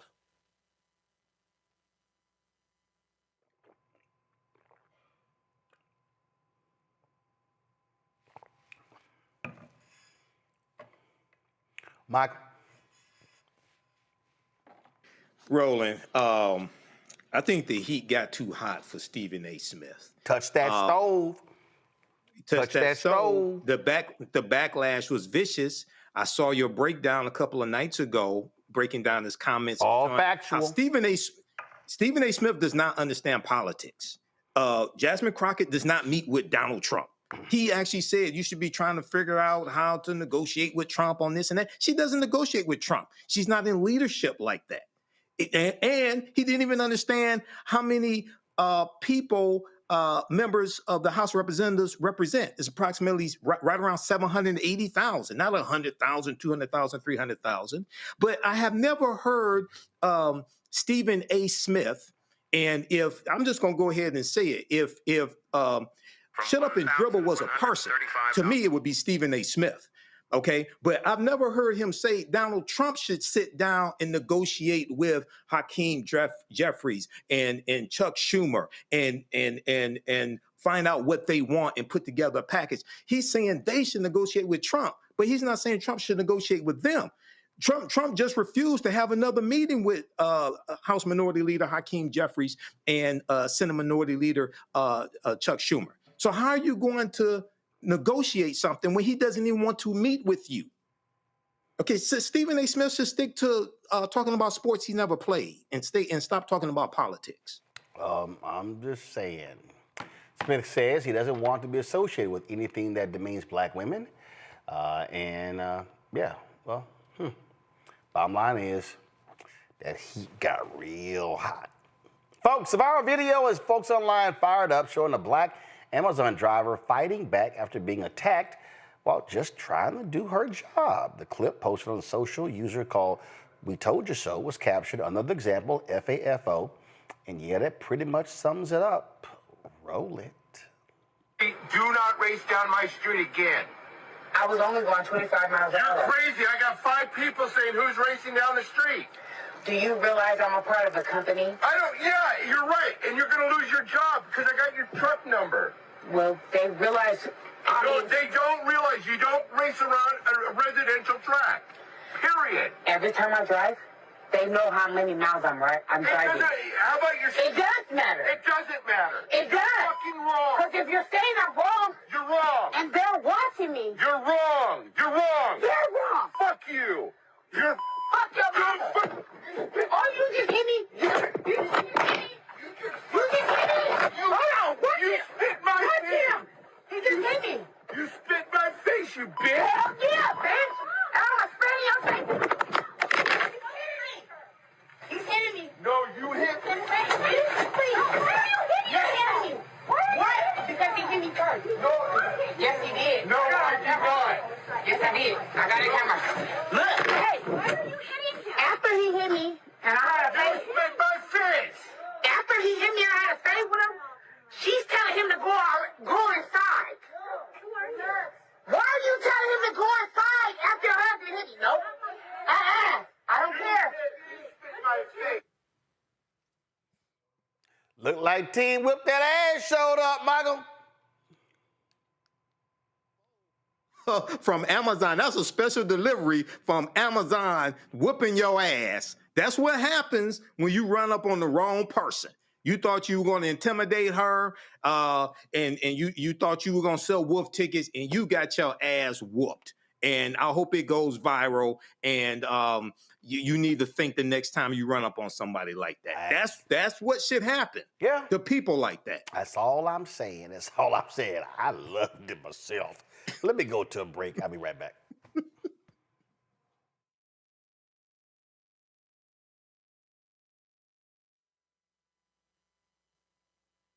In the military, I gave orders, and they went a lot further than they do around here. If there's one thing I've learned as a mom and foster parent of more kids than I can count, investing in their future isn't a choice. In Richmond, I'll fight for Stafford's fair share for our schools. Smaller class sizes, better teacher pay, and more vocational training. I'm Stacey Carroll, and I'll fight to get our kids' future in order. Nicole Cole knows the cornerstone of a successful life starts here. Virginia Public Schools gave Nicole an excellent education. They helped her become a small business owner, family financial planner, mother, and community leader. Now, after 4 years on the Spotsylvania School Board, Nicole is running for delegate to meet the needs of all students. As our delegate, Nicole will fully fund our schools, raise teacher salaries, and help graduating students stay in our communities. Nicole Cole for delegate. For us, for our future. Josh Cole became a pastor and delegate to serve his community. That's why Josh is fighting to lower costs for families hurting from inflation and make sure we can all afford quality health care. But Sean Steinway has embraced his MAGA backers who support Trump's mass firing of federal workers and the MAGA plan to ban abortion with no exceptions. We deserve better than Sean Steinway. I'm Josh Cole, candidate for delegate, and I sponsored this ad. What's good, y'all? This is Doug E. Fresh, and you're watching my brother Roland Martin Unfiltered as we go a little something like this. Hit it. It's real.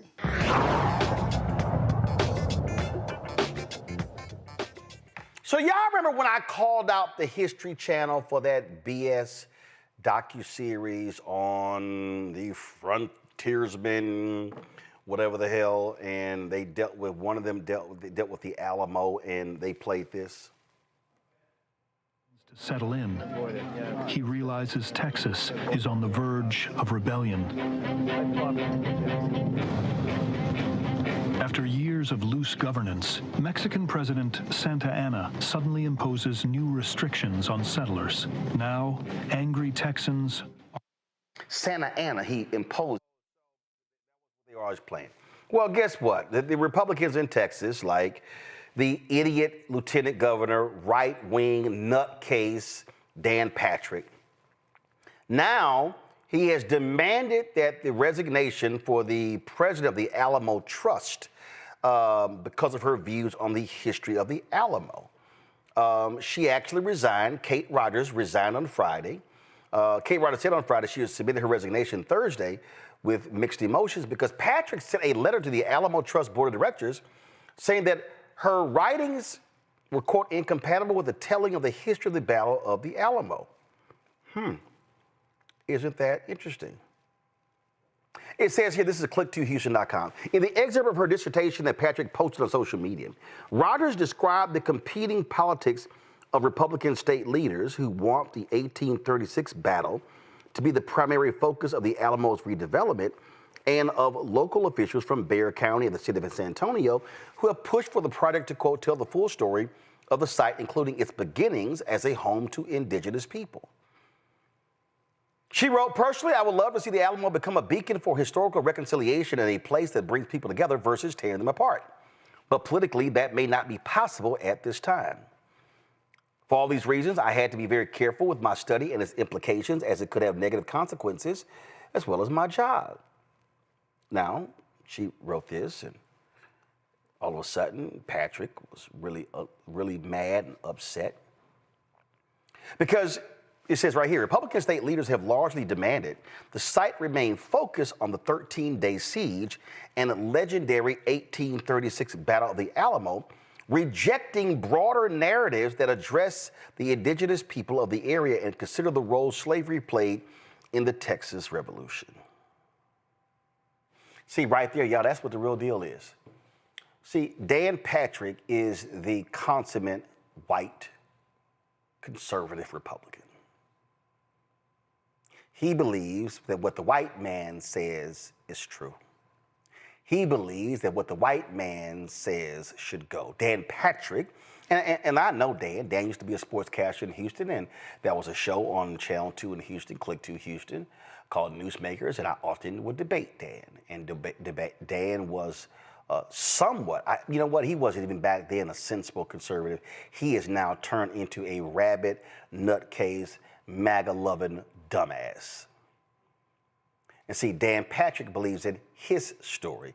He believes in the white man's story of history.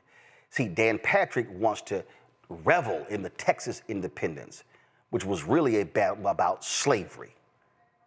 Being free from Mexico so the founders of Texas could have slaves.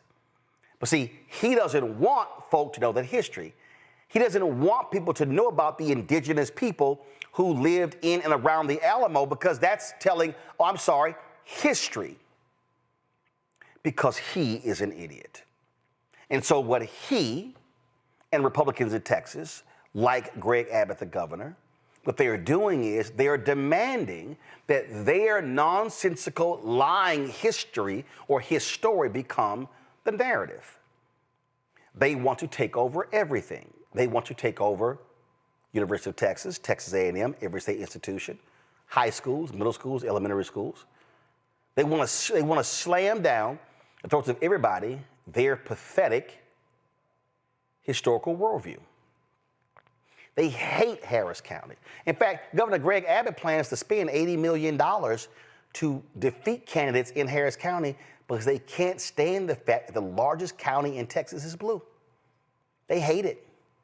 They despise it. See, this is why I keep telling y'all voting matters. When Beto O'Rourke ran against Greg Abbott for governor, 75% of people 30 and under did not vote. Greg Abbott can be beaten. Dan Patrick can be beaten. The Republicans' grip on Texas can actually be broken if people use their voting power. And people like Dan Patrick, they don't care because they are idiots. They hate real history. And that's what you see in this case here. Their shameful actions, now forcing this woman out of her job because she actually countered his stupidity. This is what we're fighting, Michael, across the country. These maggots and their shameful actions. Yeah, and we saw this going back to 2021, 2022 with the book bans that were taking place, and we're starting with groups like Moms for Liberty and things like this during the pandemic.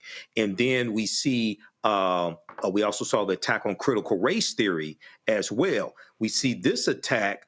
Those attacks have continued with this attack on history, whether it's attacking the Smithsonian African American Museum, whether it's what Dan Patrick is doing here. And she was absolutely correct in her assessment of the Alamo. They were fighting to preserve slavery in that settlement of the Alamo. And when Texas comes into the Union in 1845, it comes in as a slaveholding state. So they don't want people to really understand that history. And then you dealt with the taking the land from the Native Americans as well. But this is something that Donald Trump said on Fox News, Fox and Friends, October 18th, 2024, when he was asked, what if you have one of these liberal states that teach this new history that the country was built on the backs of slaves and stolen from Native Americans? Trump said we would stop sending them money. He said the Department of Education would stop sending them money. And these people are destroying the Department of Education. That's chapter 11 of Project 2025. People have to understand how to connect the dots with all this. This is an all-out attack. And they use DEI to disguise what they're doing. Attacking DEI, they use that to disguise what they're doing. This is all planned out. So we have to study this plan and fight back.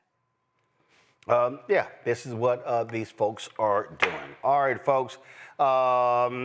AKAs recently gave more than $1 million to Howard University. Also erected a statue on the campus. This is a video they put together showcasing what took place.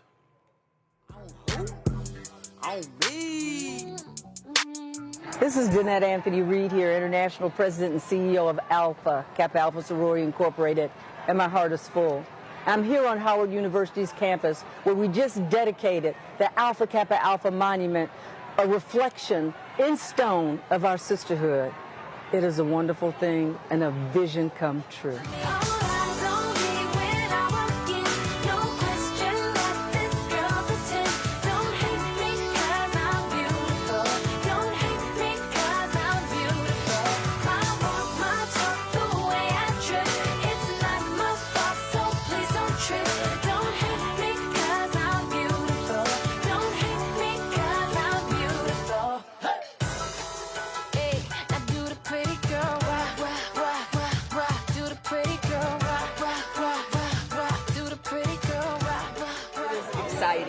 I love Alpha Kappa Alpha. I've been a member for more than 50 years, or right at 50 years in 2026.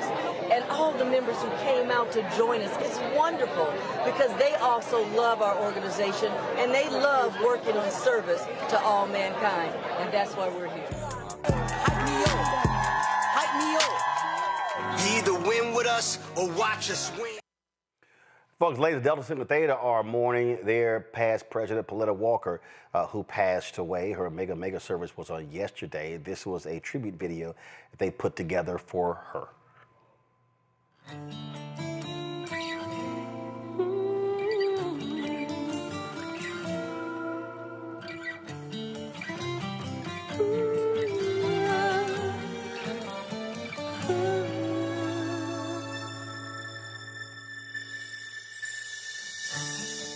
Morning light, silken dreams take flight as the darkness gives way to the dawn. You survived, now your moment has arrived. Now your dream has finally been born. Black butterfly, sail across the waters. Tell your sons and daughters what the struggle brings. Black butterfly,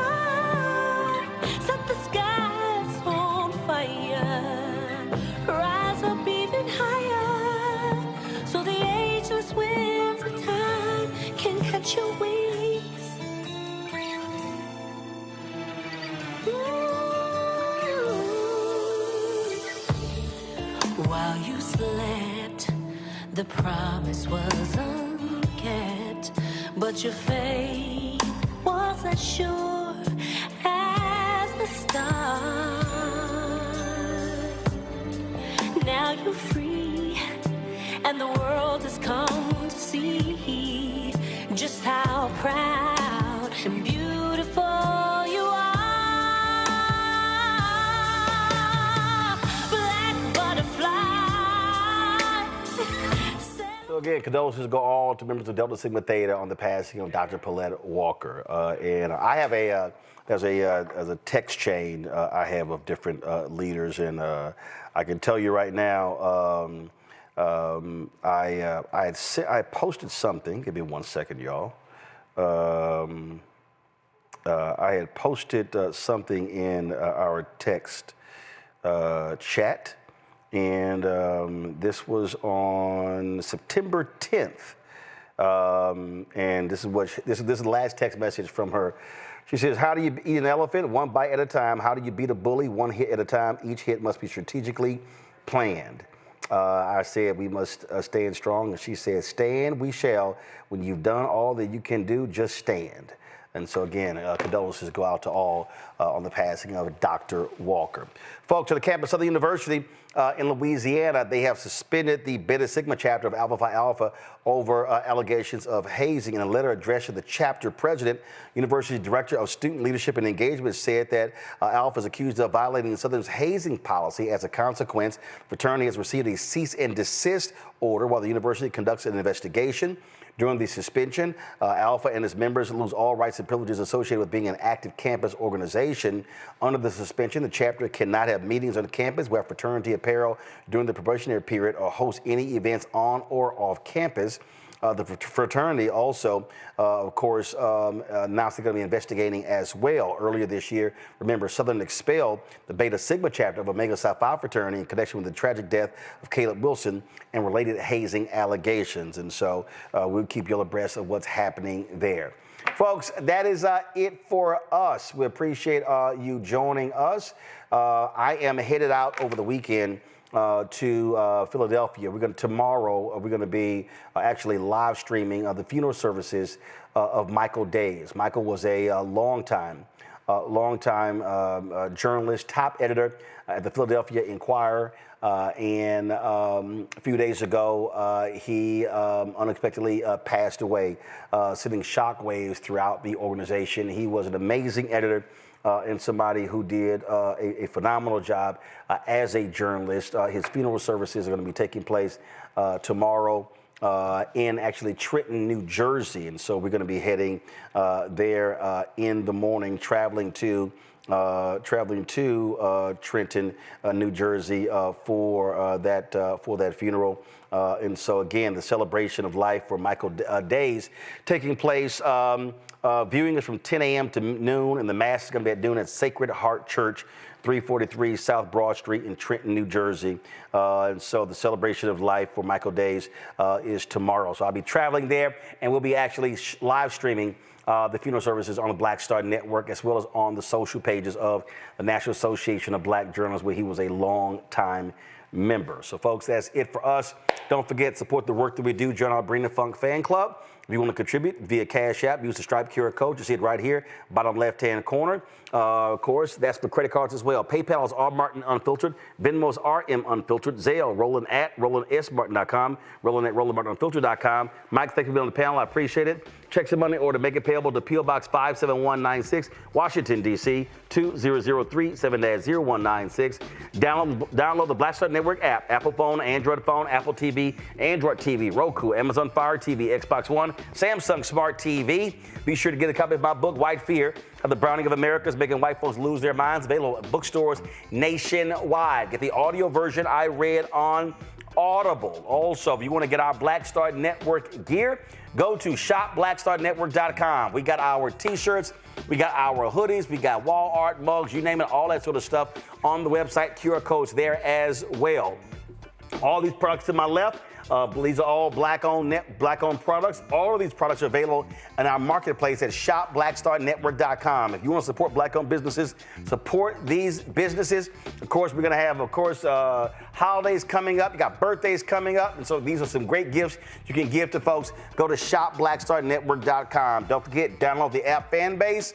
And if you get the app, download it. If you want to invest, go to startengine.com/fanbase, startengine.com/fanbase. Also, a shout out to Fort Valley State University. I'm rocking their hoodie today. This is one of the HBCUs that I spoke at. Had a great time when I was there. So a shout out to Fort Valley State Wildcats. Folks, that's it. We always end the show on Friday, running the list of all of our donors. And we appreciate all 37,000 people who've contributed to make this show possible. Folks, I'll see y'all on Monday. Holla!